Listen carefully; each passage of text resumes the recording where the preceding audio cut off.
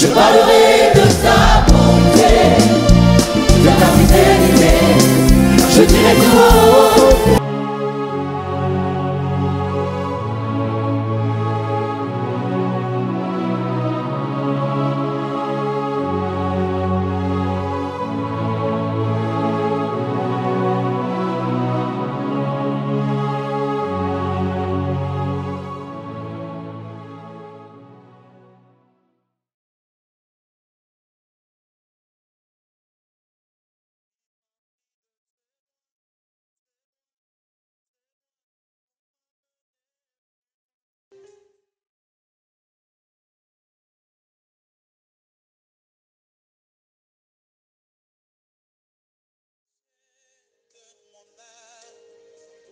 Un grand prêtre est choisi d'entre les hommes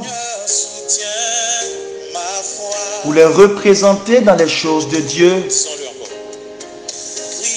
pour offrir leurs dons et les sacrifices pour le péché.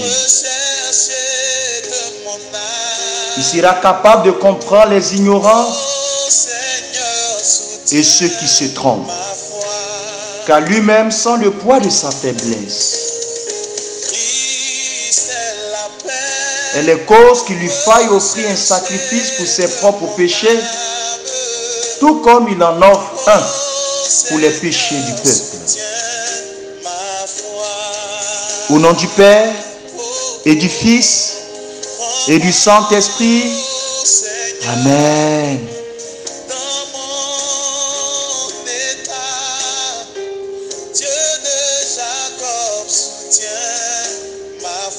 Mais personne ne s'attribue cette charge,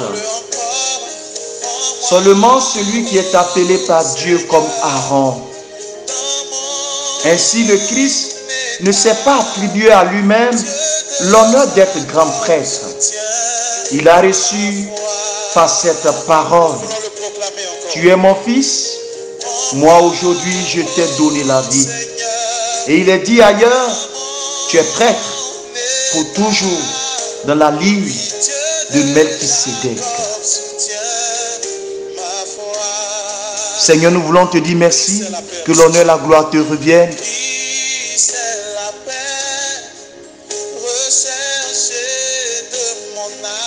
L'essentiel de ce que tu dois savoir de ta foi, de l'Église, se passe sur notre plateforme Rerum Dei, Royaume de Dieu.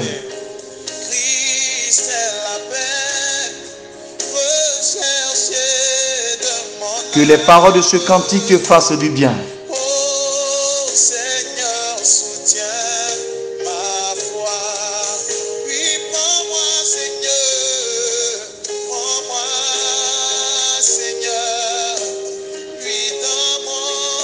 Espace d'évangélisation en profondeur, en puissance.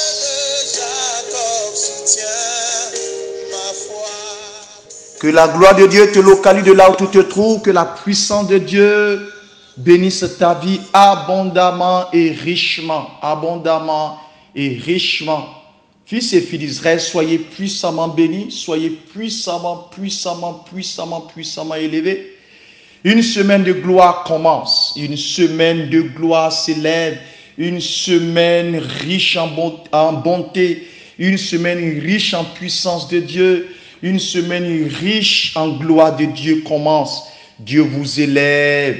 Dieu vous élève. De là où tu te trouves, que Dieu te bénisse. De là où tu te trouves, que la puissance de Dieu te localise. Localise ta famille.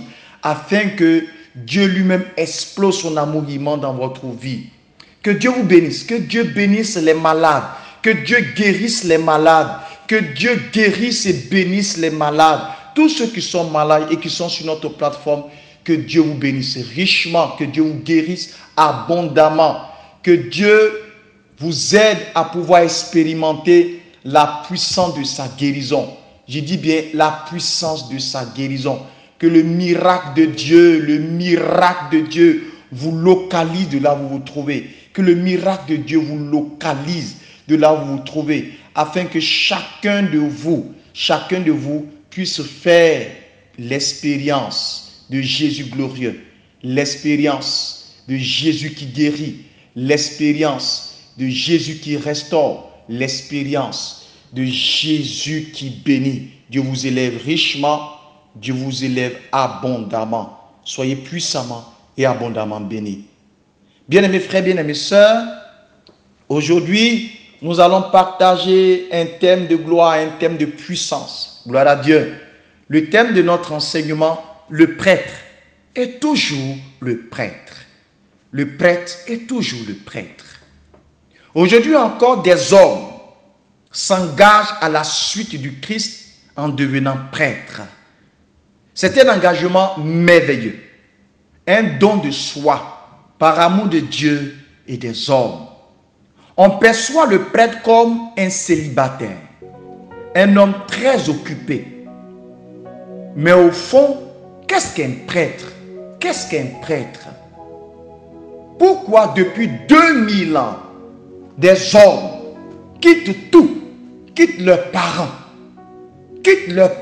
ils quittent tout, ils quittent souvent même leurs projets qu'ils avaient conçus dans la tête depuis qu'ils étaient enfants, pour suivre Jésus dans cette belle vocation. Le mois de juillet est un mois souvent appelé mois des ordinations presbytérales, car dans la plupart des diocèses se déroule un événement très marquant et inoubliable, l'ordination. Aujourd'hui, plus que jamais, les hommes ont soif de connaître le Christ et d'être aimés par lui. Gloire à Dieu. C'est la mission du prêtre. Alors aujourd'hui, j'ai décidé de partager avec vous cet enseignement, le prêtre. Toujours le prêtre. Le prêtre est un homme passionné. Le prêtre est un homme appelé. Le prêtre est un homme donné. Alors nous allons partager ces trois volets. Gloire à Dieu. Nous allons partager ces trois volets pour pouvoir mieux faire comprendre l'identité du prêtre. Gloire à Dieu. Le prêtre est un homme appelé. Le prêtre est un homme appelé. Le prêtre est un homme appelé, c'est-à-dire choisi par le Christ lui-même pour le service de l'Église. Le prêtre est un homme appelé. Il a été choisi par le Christ lui-même, par Jésus-Christ lui-même pour le service de l'Église. Cet appel, ou souvent on appelle vocation, est double.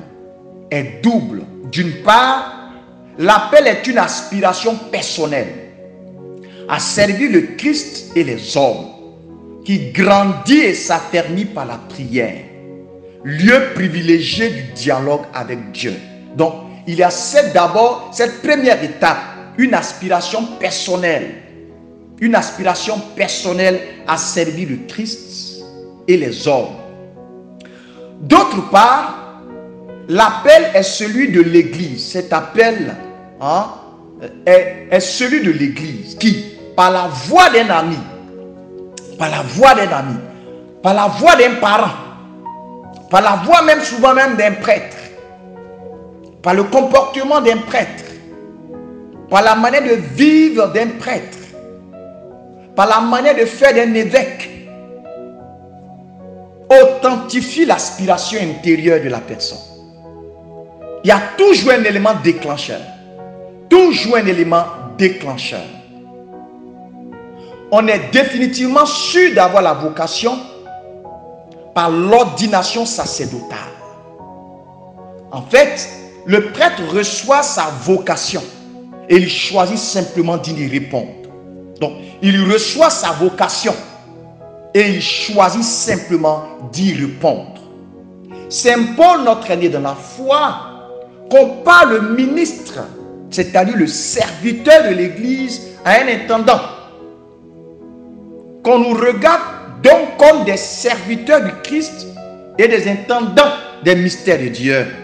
Or, ce qu'en fin de compte, on demande à des intendants, c'est que chacun soit trouvé fidèle, nous dit 1 Corinthiens 4, le verset 1 au verset 2. L'intendant est chargé de gérer les biens d'une autre personne sans en être propriétaire.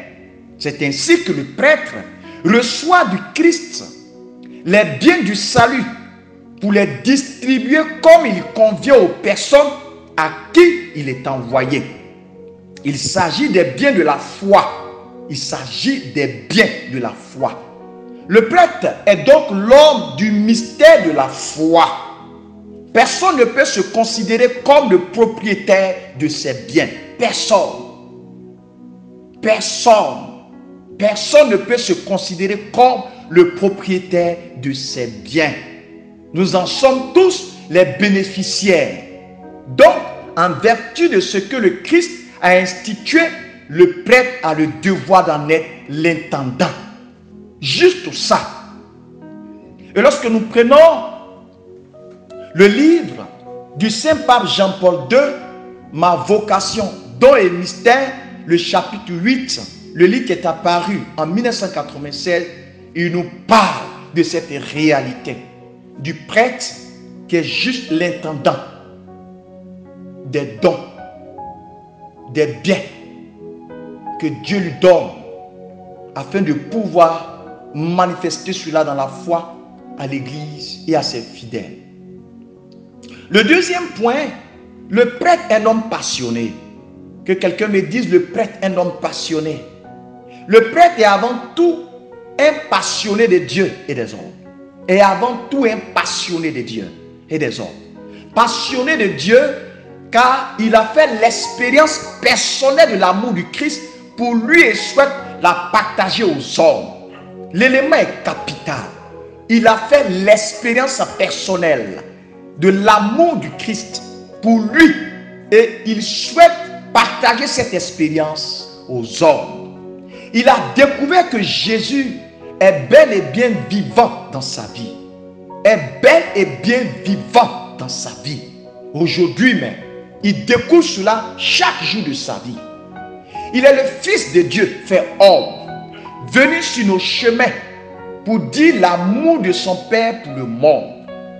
Aujourd'hui, l'homme appelé par Dieu à prendre part au sacerdoce du Christ n'est pas meilleur que les autres. Il n'est pas meilleur que les autres. Il a toute sa vie pour approfondir le mystère de sa vocation, de son appel. Le prêtre, soutenu par ses frères et sœurs laïcs dans la foi, se met en route chaque jour à la suite de Jésus-Christ qui a donné sa vie pour que nous ayons la vie éternelle. Fils et filles d'Israël, passionné de Dieu, le prêtre est passionné des hommes. Passionné de Dieu, le prêtre est passionné des hommes. Comme prêtre, il continue d'appartenir à un peuple. Il continue d'appartenir à une culture. Il continue d'appartenir à une histoire. Le prêtre comprend et rejoint les hommes de son temps. De son temps. Les joies et les espoirs. Les tristesses et les angoisses des hommes et des femmes de ce temps. Des pauvres, des enfants, surtout. Et de tous ceux qui souffrent. Sont aussi des disciples du Christ. Il n'en est rien de vraiment humain qui ne trouve écho dans leur cœur, nous dit le Concile Vatican II, la constitution sur l'Église dans le monde de ce temps, le numéro 1. Le prêtre vit au cœur du monde, sans vivre comme le monde.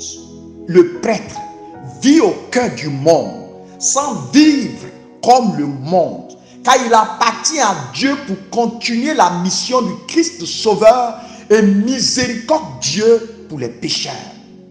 Le prêtre vit au cœur du monde, sans vivre comme le monde.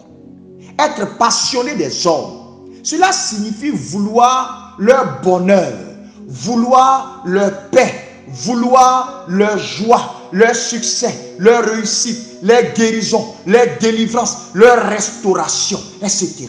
Non seulement pour la vie sur cette terre, mais pour la vie éternelle donnée par le Christ lui-même. Cette mission, fils et filles d'Israël, fait de lui un pasteur à l'image du Christ qui mène les brebis qui lui sont confiées vers le ciel, la maison du Père. La maison du Père.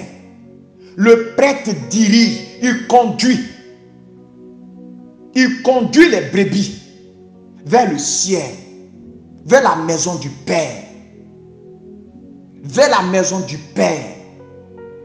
Il connaît ses brebis, les conduit, prend soin d'elles, les nourrit.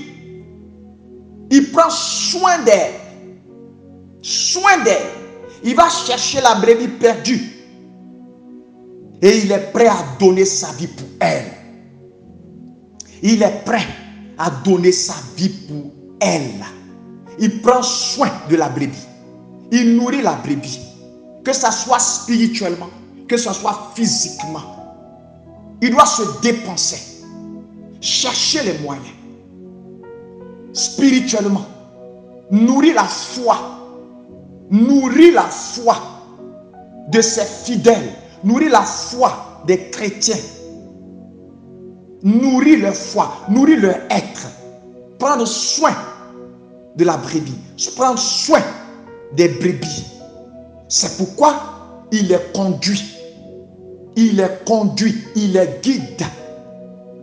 Le prêtre est passionné de l'église. Le prêtre, il est passionné de l'église.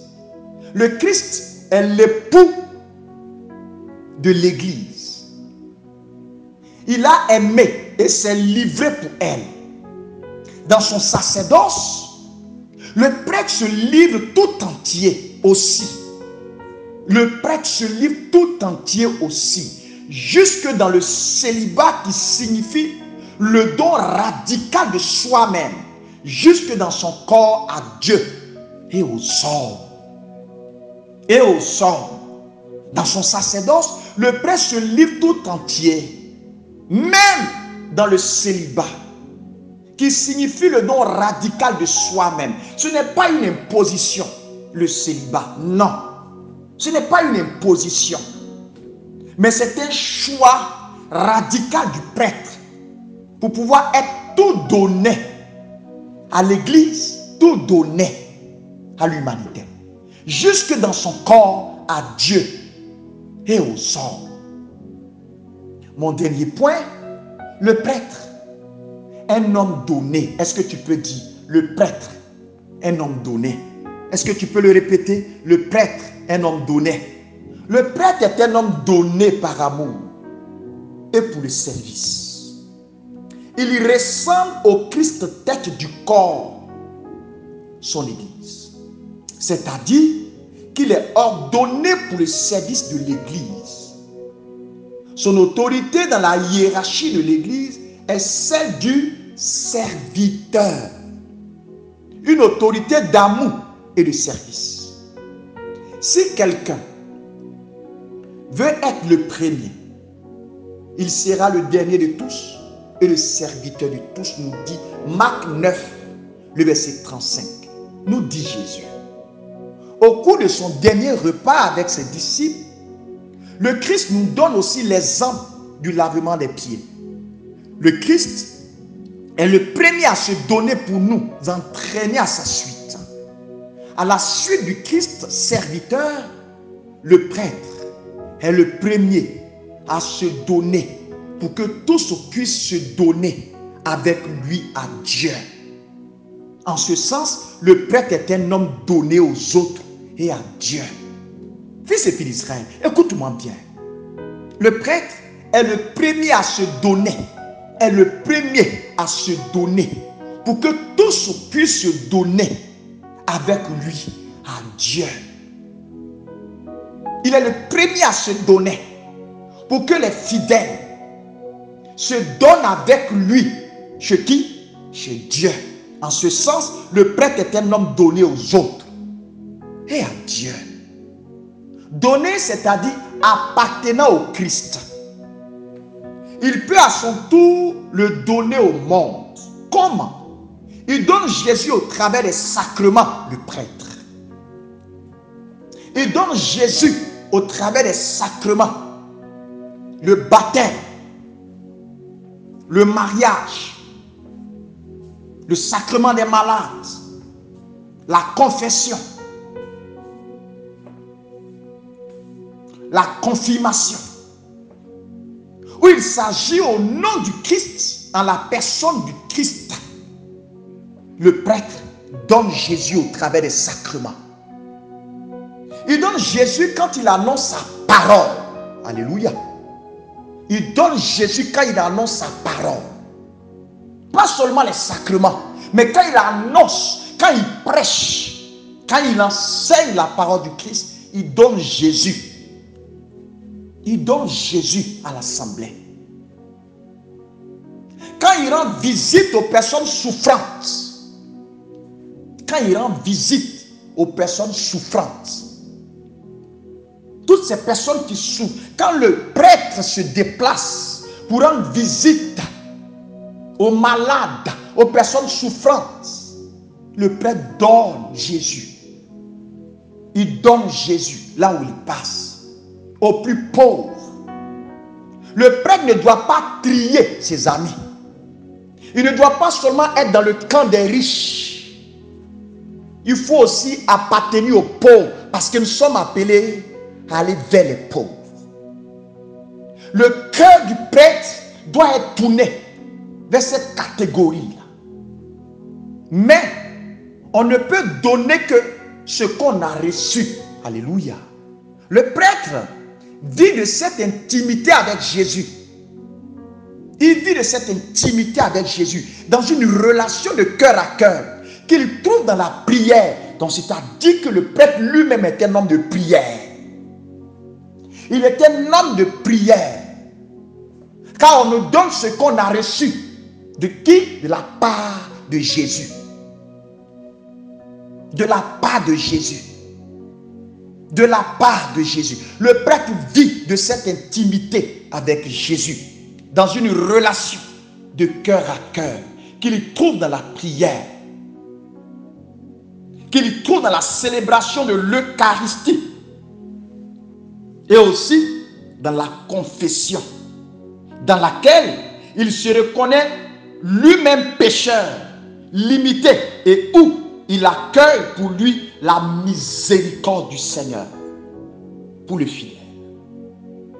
Enfin, dans le prêtre ordonné par l'Église pour les hommes, c'est Jésus qui se donne et qui donne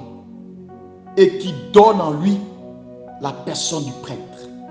Le prêtre n'imite pas le Christ, mais par grâce, il devient notre Christ. Il n'imite pas le Christ.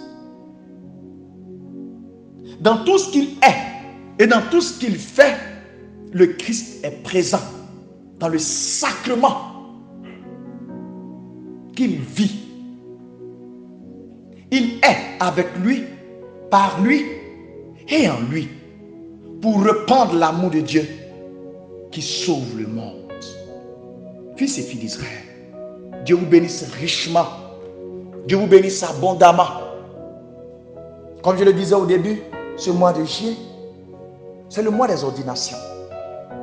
Alors n'oublie pas de faire un clin d'œil à un prêtre, de l'appeler, de le saluer. C'est son anniversaire d'ordination. Ne l'oublie pas. Alors, frère, ma soeur, prie. Prie. Prie pour le prêtre. Prie pour le prêtre. Prie pour notre Église.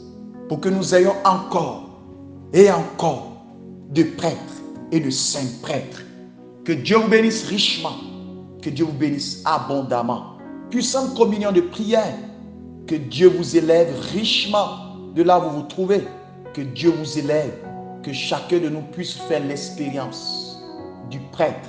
Que chacun de nous puisse avoir la grâce de pouvoir prier pour nos prêtres.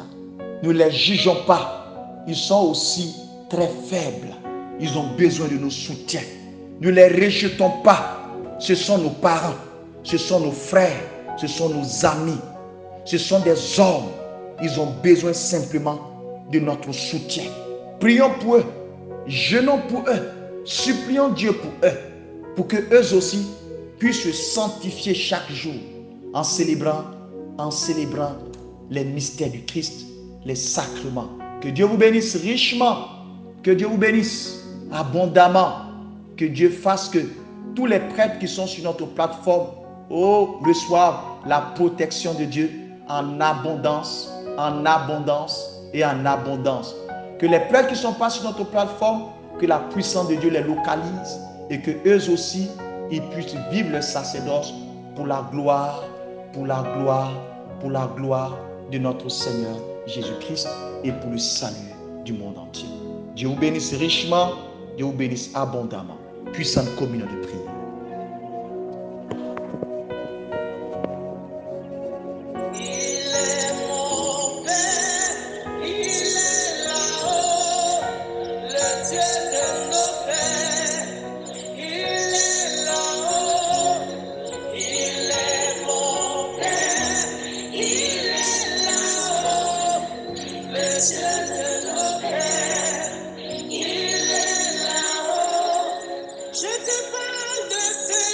Puissante communion de prière.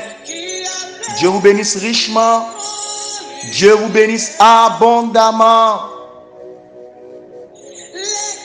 Une semaine riche de la gloire des enfants de Dieu.